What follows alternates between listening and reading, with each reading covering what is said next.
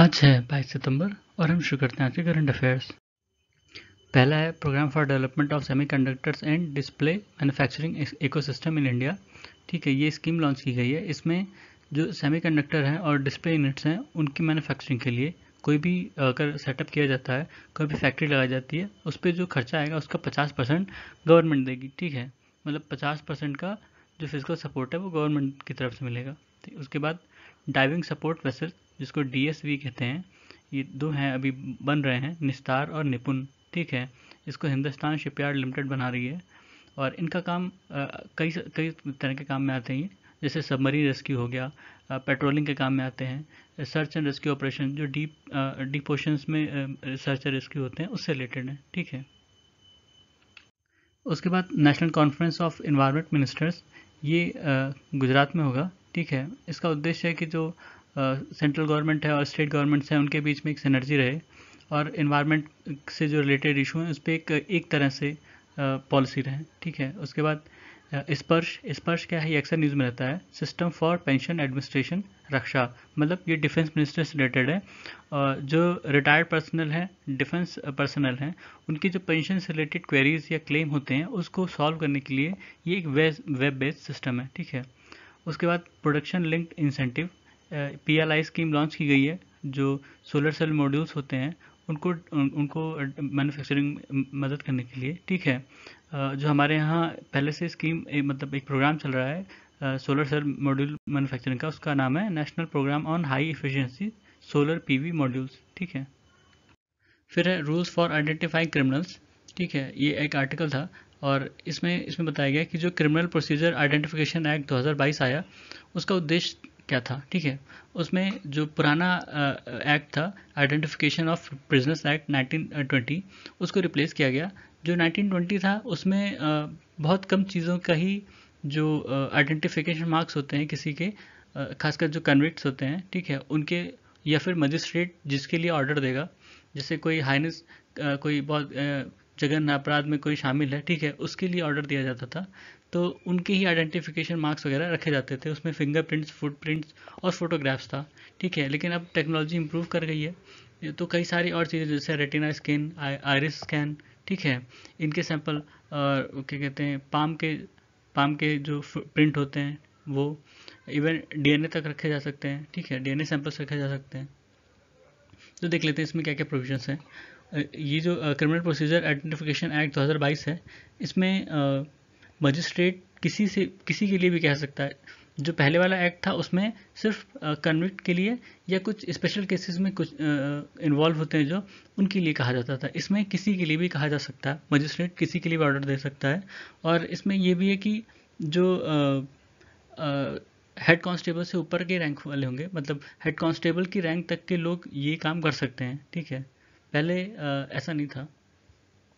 फिर इसमें जो मेजरमेंट लेने हैं वो फिंगर इम्प्रेशन के, palm print, footprint, photograph, iris, retina scan, physical biological sample, ठीक है, और इनका एनालिसिस और बिहेवियरल एट्रीब्यूट्स जैसे सिग्नेचर, हैंड राइटिंग, ठीक है, ये सब या फिर जो सीआरपीसी के सेक्शन 53 और 53A में है, ठीक है, उसके हिसाब से वो चीज़ें ली जा सकती हैं।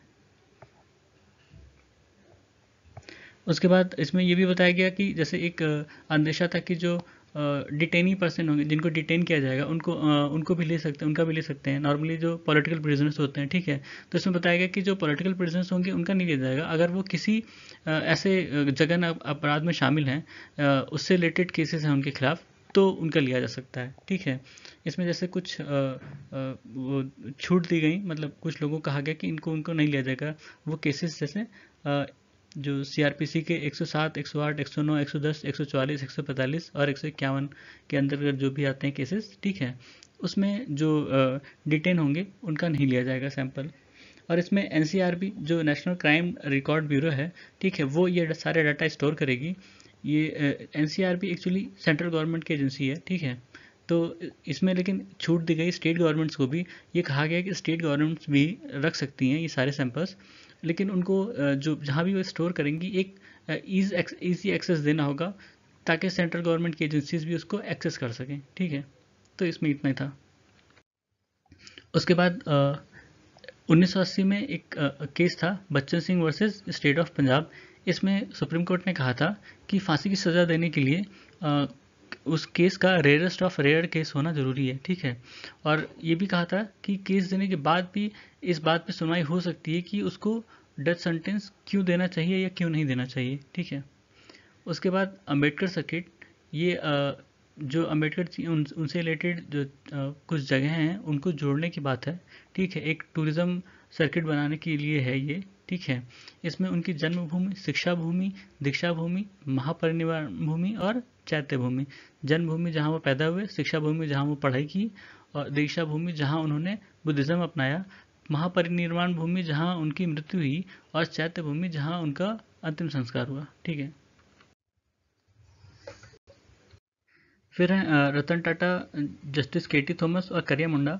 इन तीनों लोगों को पीएम केयर्स फंड का ट्रस्टी नियुक्त किया गया, ठीक है। पीएम केयर्स फंड बना था 2020 में। पीएम केयर्स का मतलब है prime minister citizen assistant and relief in emergency situation fund, ठीक है। ये ऐसी किसी भी सिचुएशन से डील करने के लिए ये बनाया गया है। मतलब जैसे कोई भी जैसे कोरोना वायरस आया था, ठीक है, या ऐसी कोई और इमरजेंसी अगर आ जाती है तो, ठीक है।